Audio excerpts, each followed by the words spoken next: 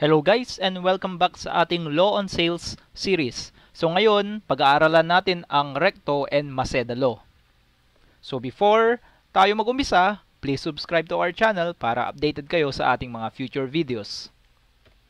Okay? So meron tayong dalawang law na pag-aaralan ngayon, which is the Recto Law and Maceda Law, which is both related to Law on Sales. Unahin muna natin ang Recto Law. Ang Recto Law ay based sa Civil Code Article 1484 to 1486. Okay. Ang Recto Law po ay tinatawag na Installment Sales Law. Okay? Ito po ay nag-a-apply sa mga sale of personal property by installment, okay?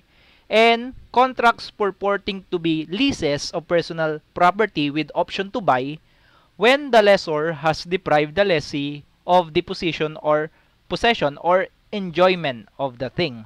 Okay? So, dalawa po ang pwedeng pag-applyan nito. Whether ito po ay sale of personal property by installment or kunwaring lease. Okay? Actually, in form lease siya, pero in substance parang mukhang ano siya, installment sale siya.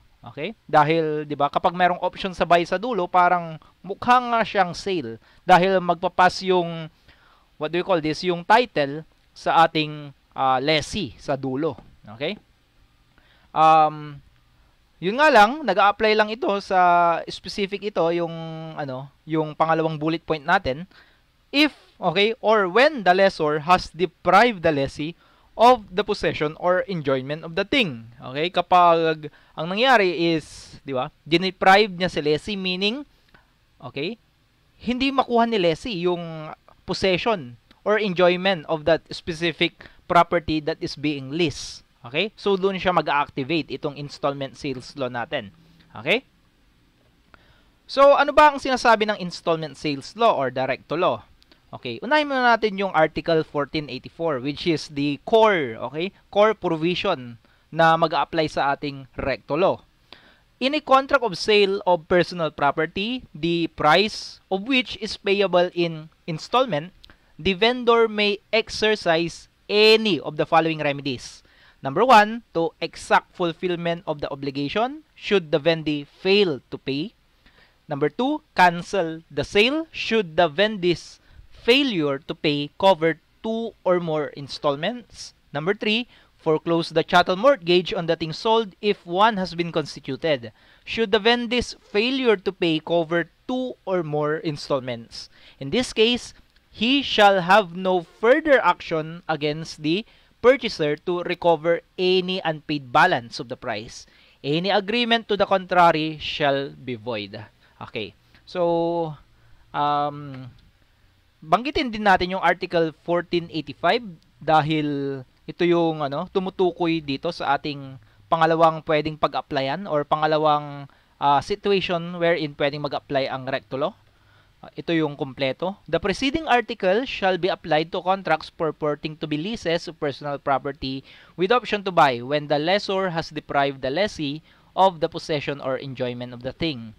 And lastly, okay, na last provision natin with regards to Recto law, before tayo pumunta sa ating example, in the cases referred to in the two preceding articles, a stipulation that the installment or rents paid shall not be returned to the vendee or lessee shall be valid insofar as the same may not be unconscionable under the circumstances. Okay.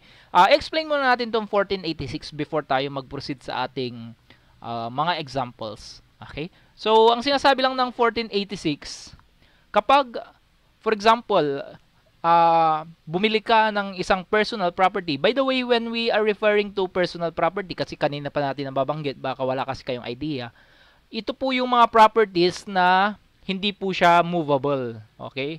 I mean, hindi siya immovable. Okay? Meaning, movable siya. Okay? Such as mga kotse, mga motor, laptop, mga gadgets, okay, and any other actually stocks are considered personal property din. Yung mga incorporeal rights natin considered personal property din ang mga yan. Okay? So hindi po considered na personal property yung mga building, land, and other immovable properties. Okay? So, ayan po, meron na kayong idea kung anong ibig sabihin ng personal property from an immovable or real property. Okay, so ang sinasabi lang dito, if ever, for example, bumili ka ng motor via installment, tapos ang nangyari, nakapagbayad ka na, nakapaghulog ka na, pero one day, nawalan ka ng trabaho, or nagkasakit ka, hindi ka nakapagtrabaho, tapos wala kang pambayad, tapos let's say ang nangyari, matagal ka hindi nakabayad at yun nga, nag-take effect ito, okay, yung ano natin, ayan, may mga ginawang remedy na si seller, pero wala talaga, hindi ka makapagbayad, okay, hindi niya magawa itong mga to, kumbaga, for example, kinancel niya yung sale dahil hindi ka talaga makapagbayad, or finorclose niya yung mortgage, pero mamaya natin explain yung mga yan, or inexact niya yung fulfillment, ibig sabihin, pababayaran niya na ng buo. Yun ang ibig sabihin ng mga yan, di ba? Okay, buong buo. Hindi ka nga makabayad ng additional installment. Paano ka pa kaya makakapagbayad ng, di ba? Ng buo. So, yun ang mga problema dyan, actually. Okay? So, ang dito, ang sinasabi lang dito, kapag, if ever kinancel yung sale, okay, yun yung parang pinaka, kasi doon. Doon sa situation na nabanggit natin kanina, hindi ka nga makapagbayad ng paano mo pa kaya magagawa tong number 1? Let's say yung number 3, hindi rin siya applicable dahil wala naman tayong ginawang, let's say, wala naman tayong kinonstitute na chattel mortgage kahit dun sa mismong binebenta, for example lang okay? Pero usually, ganun yun, okay? Nag-a-apply tayo ng chattel mortgage dun sa mismong binebenta. Ginagawa nating security yung mismong binebenta, okay? So, what if number 2 ang ginawa? So, kinancel yung sale. So, kailangan mo ibalik yung motor. Okay. Once na binalik mo yung motor, ang tanong, mababawi mo ba? Okay. Mababawi mo ba yung mga binayad mo na? Okay. Yun ang problema, di ba? Baka hindi mo na mababawi kasi sabi sa Article 1486, actually, depende na yan sa policy nung or kung may konsensya pa ba yung nagbenta sa'yo, kung ibabalik niya ba. Okay. So, sabi dito, in cases referred to in the two preceding article, a stipulation that the installment or rents paid shall not be returned to the vendee or lessee shall be valid in so far. Okay, so pwede kayong gumawa ng stipulation. Okay? So, valid po yan as long as may stipulation, tatandaan nyo po yan. Valid po yung stipulation na hindi na ibabalik yung ibinayad. Okay? So, kung wala, mukhang kailangan may ibalik. Okay? May makukuha ka pa. Pero kapag meron kang pinirmahan palang kontrata na in case hindi ka makapagbayad tapos kinancel yung sale, tapos once na kinancel yung sale, hindi na may babalik sa'yo yung mga binayad mong down payment or mga hinulog mo, 'di ba, mga installment mo. Problema 'yon, 'di ba? Kasi okay, valid daw 'yon. Okay? Pero may sinasabi pa dito. In so far as the same may not be unconscionable. Okay, under the circumstances. Ibig sabihin, pag napakalaking halaga, grabe naman yun. For example, 3 hulog na lang, 3 buwan na lang, tapos biglang yun nga, nagkasakit ka, nawalan ka ng trabaho. 3 buwan na lang nahuhulugan. Tapos, ni isang hulog doon, walang ibabalik sa'yo. Grabe naman yun. Very siguro, pwede nating masabing unconscionable yun dahil maliit na lang yung maliit na lang yung hindi mo nababayaran. Okay? Tapos biglang yun nga, nagka-aberya pa, nagkasakit ka or whatsoever, di ba? So, tapos hindi ibabalik. Yun ang problema doon. Okay? Siguro, depende yun sa korte. Kung sakaling napunta man kayo sa korte, hindi nyo mapag-usapan between the seller and the buyer. Depende yun sa korte para mag-decide whether yung circumstances ba ay unconscionable or what. Okay? Pero, as an accountancy student, ang natin, syempre, theoretical. Okay? So, yan. Magbigay na tayo ng example. Okay? S sold to B a car in installment. Okay? After few installments, B failed to pay 2 consecutive installments and cannot pay any more due to insolvency. What are the remedies of S? Okay. So, simple lang. Ang remedies po ni S ay, balikan natin yung Article 1484. So, ano nga ba ang remedy ni S? Okay? So, in this case, pag tinignan natin to, mukhang wala namang na-constitute na chattel mortgage. Walang sinabi sa problem. So, therefore, ang remedy dito ni S ay pwedeng 1 or 2. So, ang sinabi ko, remedy or, di ba? Or, ibig sabihin, kapag pinili niya yung number 1 na option, hindi niya na pwedeng piliin yung pangalawa na option. So, isa lang. Isa lang ang pipiliin mo. Okay? So, in that case, pwede niyang exact yung fulfillment of the obligation, meaning, okay, pababayaran niya ng buo. Or number 2, cancel the sale should the vendee's failure to pay cover 2 or more installment. Okay? So, yun po ang gagawin, di ba? Pwedeng exact fulfillment ng buong utang or, yun nga, number 2, cancel the sale. Okay.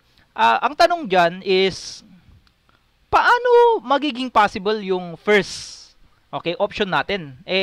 Insolvent na nga di ba? Insolvent na nga. Pero hindi ibig sabihin kasi na insolvent ay wala ng asset, di ba? May possibility na may asset pa rin si B. Okay? Yun nga lang ang tanong, usually pag insolvent kasi mas mataas yung utang niya kaysa sa asset niya. So kulang yung mga asset niya para pambayad sa utang. Okay? So may chance na itong si S siya yung unang mabayaran. Depende yan, di ba? Okay. Depende yan sa siguro ihahain nilang mga yung, di ba? Sa korte, parang ganoon. Okay? So, yun mga yun. Pwede pa rin makasingil si S ng buong utang actually. Okay? And syempre, yung number 2, pwede pa rin yun kasi ika-cancel lang naman. Pag sinabing cancel or rescission, ang nangyayari, usually, ibabalik lang nila sa isa't isa yung mga natanggap nila. Okay? Pero syempre, huwag niyong kalimutan itong 1486 na, di ba, pwede yung stipulation na wala na siya marireceive na, yung tawag dito, yung binayaran yung mga installment. Okay? Okay. So, another example, pero this time, kung makapansin nyo, meron tayong nakalagay dyan na a chattel mortgage was constituted on the car mismo, yung car mismo, to secure the payment.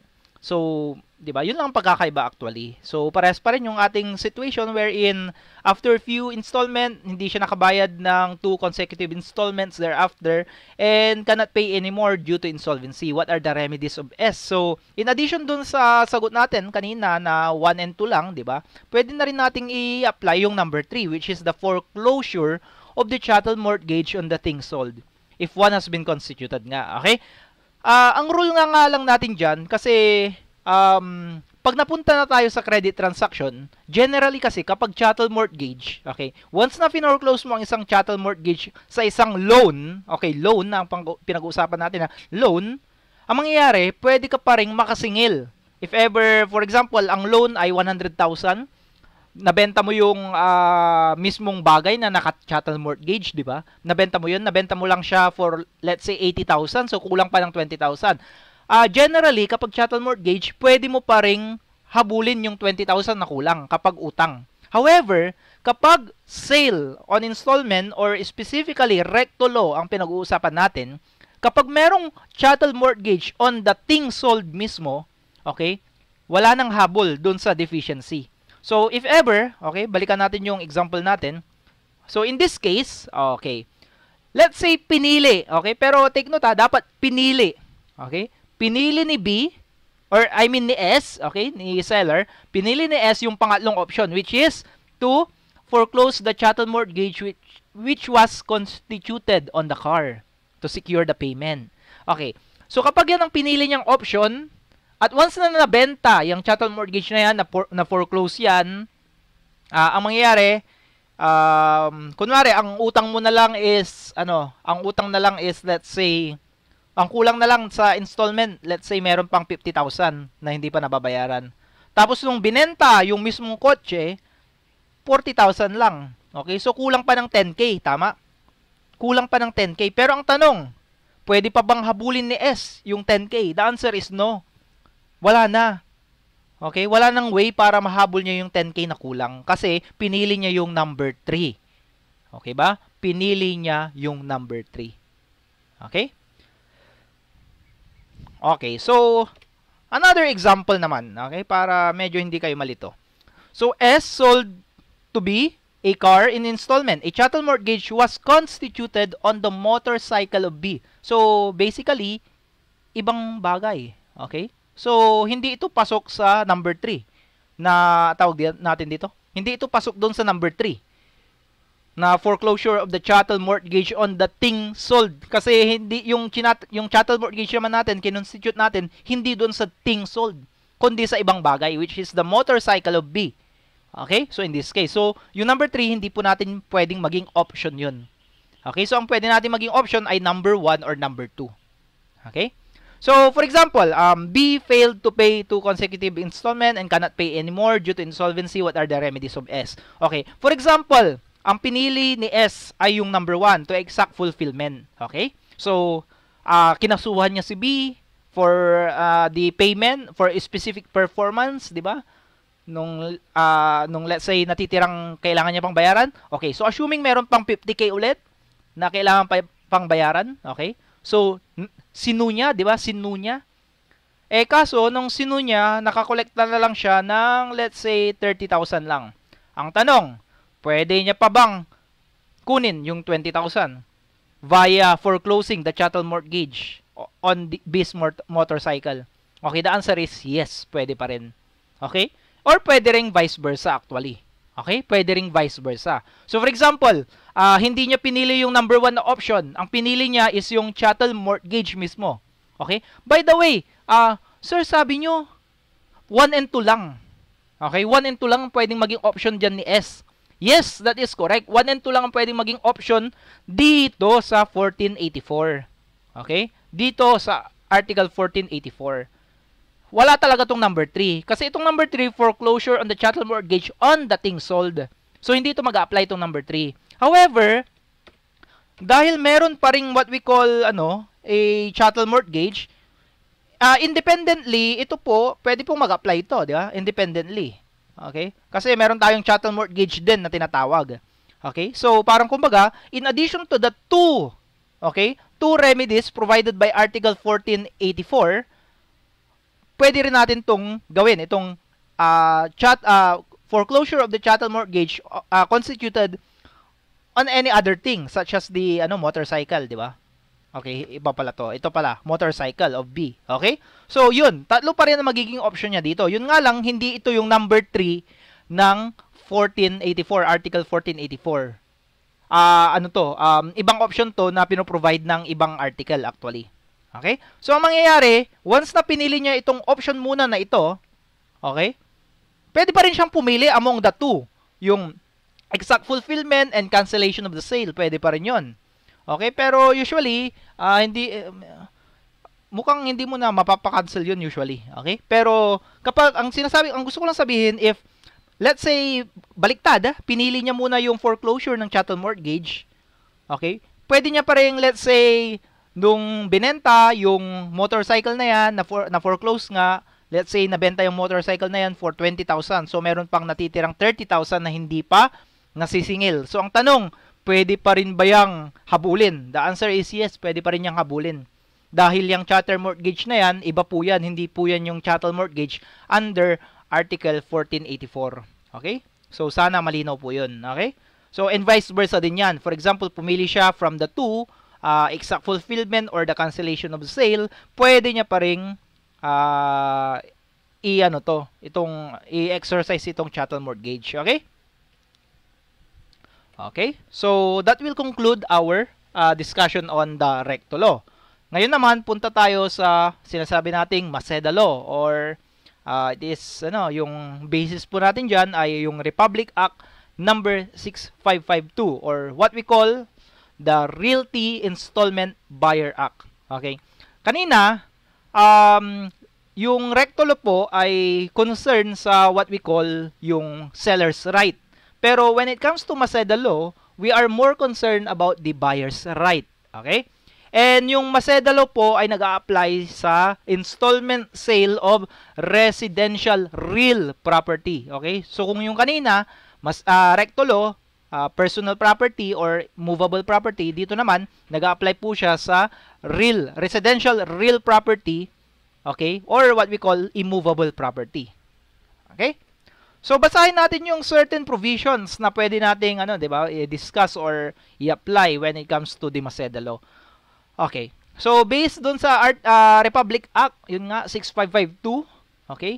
Nakalagay doon or nakasulat doon, where the buyer has paid at least 2 years of installment, kapag nakapagbayad ka na ng at least 2 years of installment, the buyer is entitled to the following rights in case he default in the payment of succeeding installment. Okay. Letter A, to pay without interest, okay, without additional interest, kasi pwedeng may interest na yon, pero once na hindi ka nakapagbayad, may additional pa ulit. So, to pay without additional interest, the unpaid installment due within the total grace period earned by him, which is hereby fixed at the rate of 1 month grace period for every 1 year of installment payment made. Okay? Provided that this right shall be exercised by the buyer only once in every 5 years. So, meron siyang parang cool down, di ba? So, pag nagamit mo siya within 5 years, hindi mo siya ulit pwedeng i-exercise for, let's say, di ba, mag-cool down pa siya ng 5 years. So, after 5 years, pwede mo siyang i-exercise ulit. Okay? Provided that same contract yung pinag-uusapan natin. Okay? Of the life of the contract and its extensions, if any. Okay? So, letter B. What if hindi naman na nakabayad, kaya ang ginawa is ika-cancel na yung sale. Okay? If the contract is canceled, the seller shall refund. Okay? So, yung kanina sa recto law, kung mapapansin nyo, wala tayong, kasi nga, di ba, more on seller's right yun. Kaya, in terms of yung refund, walang masyadong, tinatakal yun. Pero dito naman, right ng buyer ang pinag-uusapan natin. So, malinaw na malinaw tayo dito in case of refund. Okay? If the contract is canceled, the seller shall refund to the buyer the cash surrender value of the payments on the property equivalent to 50% of the total payments made. And after 5 years, kapag, di ba, hindi lang 2 years, hindi lang more than 2 years, kundi 5 years or more, okay? Or more than 5 years ka nakapagbayad na, let's say 6 years. Sabi niya dito, an additional 5% for every year, okay, na nakapagbayad ka. So, for example, di ba 50% yung initial? Tapos, kunwari, nakapagbayad ka ng 6 years, so meron kang additional 5%. So, magiging 55% na yun in total. However, it shall not exceed 90% of the total payments made. Okay, so yun po yung limit natin. Hindi siya pwede mag-exceed ng 90%. Provided that the actual cancellation of the contract shall take place after 30 days from receipt by the buyer of the notice of cancellation or the demand of, for rescission of the contract by a notarial act and upon full payment of the cash surrender value to the buyer. Okay? So, ayan, inaalagaan nga talaga natin yung right ng buyer. Okay? What if naman hindi tayo nakapagbayad within 2 years? Okay? Ano yung mga rights natin? So, in case where less than 2 years of installment were paid, the seller shall give the buyer a grace period of not less than 60 days. So, parang 2 months din, di ba? From the date the installment become due. However, walang binanggit dito na without additional interest. So, may interest na. Okay? May additional interest na dito. Okay? If the buyer fails to pay the installment due at the expiration of the grace period, the seller may cancel the contract after 30 days. So, kung mapapansin nyo, whether or not nakapagbayad ka less than or more than or eksaktong 2 years, okay, kailangan pa rin ng 30 days, okay, after the expiration of the grace period na talagang magkaroon ng tinatawag nating actual cancellation, okay? 30 days from receipt by the buyer of the notice of cancellation or the demand for rescission of the contract by a notarial act. Okay, so malinaw na malinaw po yan. So ngayon naman, okay, i-apply natin yung natutunan natin sa ating Maseda Law. Okay, by giving an example. B bought a residential lot from S in installment. The payment has the following terms. Mayroong pong down payment na 100,000 at monthly installment na 10,000 for 10 years. Okay? So, let's say, suppose B failed to pay a month after paying 2 years of installment. What are the rights of B? So, balikan natin. Kapag nakapagbayad na tayo ng 2 years, ano ba yung rights natin? If the buyer has paid at least 2 years, so ayan yung mga rights natin. Okay? So, yan. So, i-apply natin dito. Okay, ito yung mga rights. If B can still pay, bibigyan natin siya ng 2 months grace period. Saan galing ang 2 months? From 2 years na nabayaran. Kasi, ang rule natin, 1 month for every year na nabayaran yung magiging grace period natin. And take note, without interest or without additional interest. Okay, what if naman hindi nakabayad? Or hindi na makakabayad talaga kahit na may grace period? So, makakancel na yung contract. Pero, magiging eligible siya for a refund of magkano? So, we came up with 170,000. Okay? So, paano natin nakuha yung 170,000? Okay. So, take note muna before nyo i-compute. Down payment, deposit, or option on the contract shall be included in the computation of the total number of installment payments made. Okay, so ang rule natin, kapag less than 5 years siya, okay, or 'di ba, pag 5 years, let's say sabihin natin 5 years, 'di ba? Or hindi pa umabot sa 6 years, 50% lang, 'di ba? Okay, so in this case, saan natin i-multiply yung 50%? Okay, so computein natin yung nabayaran niya for 2 years. So, ilang months meron sa 2 years? Meron tayong 24 months. So, 24 months multiplied by 10,000 monthly installment, we have 240,000. Pero, wag niyong kakalimutan, sabi dito, down payment kasama din sa pag-compute. So, 240,000, okay, plus 100,000, we come up with 340,000. And 50% ng 340,000 is equal to 170,000. Okay? So, diyan po natin na-compute yung refund na yan, yung 170,000. Okay? Next. Another question. Question number 2. Suppose B failed to pay a month after paying 1 year of installment. What are the rights of B? What are the rights or right of B? So, ito lang po ang right ni B actually in this case dahil 1 year pa lang siya nakakapagbayad. If B can still pay, he will be given 60 days grace period. Okay? This time with additional interest dahil, 'di ba? Wala naman, okay? So, parang kumbaga, ang binibigay lang sa inyo, okay? Grace period. Pero yung mawawala yung additional interest, wala po 'yun. Okay? So, next, another example. Suppose B failed to pay a month after paying 8 years of installment. Marami-rami na tayong nabayaran. What are the rights of B? Okay. So, yan. Computein natin. Okay. First right, if B can still pay, he will be given 8 months grace period without interest provided that B didn't exercise the right for the last 5 years. Okay. So, kung maalala nyo, di ba, may cool down yung specific right na ito, di ba? Kapag in-exercise mo siya for the last 5 years, di ba? Hindi mo siya pwedeng i-exercise kaagad. Kailangan mo munang dapat merong dadaan pang 5 years ulit. Saka mo siya pwedeng ma-exercise ulit. Okay? So, ayan. Meron tayong 8 months. Saan natin nakuha yung 8 months? So, meron na tayong 8 years na nabayaran. So, ayan. For every 1 year na nabayaran, meron tayong 1 month na grace period. Okay? Next, how much naman yung refund if na-cancel yung contract? So, ang sagot natin ay 689,000. Pero paano natin na-compute yung 689,000? Ganun pa rin. Simple lang, di ba? 8 years, how many months are there in 8 years? So, 12 times 8, we have ilan? Okay, we have 96, di ba? 96 months. Okay, tama, di ba? 96 months. 96 months multiplied by 10,000. Okay, multiplied by 10,000, we have 960,000. Pero take note, yung down payment for the purpose of computing the refund, sinasama din natin siya. So, 960,000 plus 100,000, we have 1,060,000. At saan natin i-multiply na percentage? Okay, saan natin i-multiply na percentage? 50% ba?